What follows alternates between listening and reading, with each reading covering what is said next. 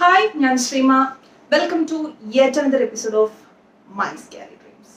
അപ്പോൾ last time നമ്മൾ പറഞ്ഞത് കുറച്ച് പഴയ സ്റ്റോറി ആണെങ്കിൽ ഇപ്പം ഞാൻ പറയാൻ പോകുന്നത് ജസ്റ്റ് 1 month മുന്നേ ഞാൻ കണ്ട ഒരു സ്റ്റോറിയെ കുറിച്ചാണ്. ഇതും രാത്രി തന്നെയാണ്. എൻ്റെ സെയിം ബെഡ്, ഞാൻ ലാസ്റ്റ് ടൈം പറഞ്ഞ സ്റ്റോറിയിലുള്ള സെയിം അറ്റ്മോസ്ഫിയർ, എൻ്റെ സെയിം ബെഡ്. ഒരേ ഒരു ഡിഫറൻസ്, എൻ്റെ കൂടെ അമ്മയില്ല, വീട്ടിൽ ആരുമില്ല, ഞാൻ ഒറ്റയ്ക്കായിരുന്നു. അങ്ങനെ ഞാൻ ബെഡിൽ ഉറങ്ങുമായിരുന്നു. അപ്പൊ എന്ത് സംഭവിച്ചു? ഞാൻ ആക്ച്വലി സ്വപ്നം കാണുവാണ്. എനിക്കത് നല്ലോണം ഓർമ്മയുണ്ട്. ഞാൻ ആരോ ആയിട്ടോ അടി ഉണ്ടാക്കിയിട്ട് പെട്ടെന്ന് ആ ഒരു അടിയുടെ ഒരു ആഘാതത്തിൽ ഞാൻ കണ്ണു തുറന്ന് നോക്കുമ്പോ എന്റെ മുൻപിൽ ഭയങ്കര ഹൈറ്റ് ഉള്ളൊരു, എനിക്കത് പറയുമ്പോ തന്നെ പേടിയാവും. ഭയങ്കര ഹൈറ്റ് ഉള്ള ഒരു രൂപമല്ല, അതൊരു ഷാഡോ ആണ്. എന്നെ ഇങ്ങനെ കുറിച്ച് നോക്കിക്കൊണ്ടിരിക്കുന്ന പോലെയാണ് എനിക്ക് തോന്നിയത്. ഞാൻ കണ്ണു തുറന്നു നോക്കുമ്പോ എന്റെ മുമ്പിൽ അങ്ങനെ ഒരു സാധനം നിൽക്കുവാണ്. അപ്പൊ ഞാൻ പെട്ടെന്ന് കണ്ണു തുറന്നപ്പോ ഈ രൂപത്തിന്റെ 2 സൈഡിലും കൈ പോലെയാണ് എനിക്ക് തോന്നിയത്. പക്ഷെ അതിനൊരു രൂപം പറയാൻ എനിക്കില്ലാത്തതുകൊണ്ട് അത് കൈ ആണോ എന്ന് ഡിഫൈൻ ചെയ്യാൻ എനിക്ക് പറ്റുന്നില്ല. പക്ഷെ 2 കൈയിലും പോകുന്നത് കൈ ആയിരിക്കാൻ പറ്റും.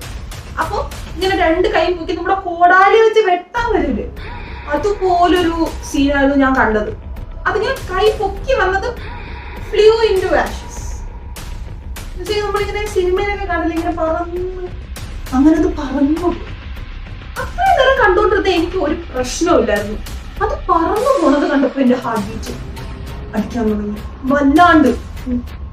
എനിക്ക് എന്ത് ചെയ്യണം, എനിക്ക് അനങ്ങാൻ പറ്റുന്നില്ല. പക്ഷെ എനിക്ക് പേടിയാവുന്നു, ചിലപ്പോൾ ഞാൻ മരിച്ചു പോവോ, പാരലൈസ് ആവോ. ഇടയ്ക്ക് ഇങ്ങനെ കൈ ആട്ടാനൊക്കെ ശ്രമിക്കുന്നുണ്ട്. അങ്ങനത്തെ ഒരു ഇതായിരുന്നു. ഞാൻ ഫസ്റ്റ് വിചാരിച്ചത് കള്ളനാണ്, എന്റെ വീട്ടിൽ കള്ളൻ കയറി, എന്റെ മുമ്പിൽ കള്ളൻ നിൽക്കുവാണ്, എന്നെ ഇപ്പൊ കൊല്ലും. ഇതായിരുന്നു എന്റെ റിയാക്ഷൻ. പക്ഷെ അത് പറന്നു പോയപ്പോഴാണ് എന്റെ കിളി പോയത്. ഇത് കണ്ടൊരു 1/2 മണിക്കൂർ ഞാൻ ആ ബെഡിൽ തന്നെ കിടന്നു. കാരണം എനിക്ക് എങ്ങനെ റിയാക്ട് ചെയ്യണമെന്ന് മനസ്സിലാവുന്നില്ല, എന്താണ് കണ്ടതെന്ന് മനസ്സിലാവുന്നില്ല. എൻ്റെ വേറൊരു റൂമിൽ എൻ്റെ ചേച്ചി ഉണ്ടായിരുന്നു. അവളെ പോയി വിളിക്കണമെന്നുണ്ട്, അവളുടെ കാര്യം പറയണമെന്നുണ്ട്. എനിക്ക് ഒന്നിനും പറ്റാത്തൊരു 30 minutes full of heart beats, അത് മാത്രമേ ഉണ്ടായിരുന്നുള്ളൂ.